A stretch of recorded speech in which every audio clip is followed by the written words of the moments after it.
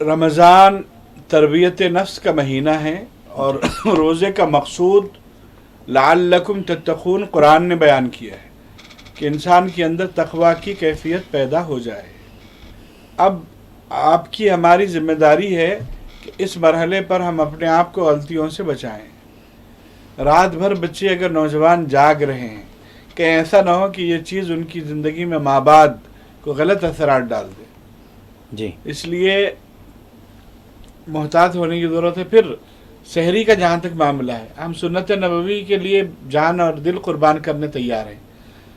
کس نے کبھی بتایا کہ رحمت عالم صلی اللہ علیہ وسلم رات تمام جاگتے رہے اور سحر فرمائے اور فجر پڑھے؟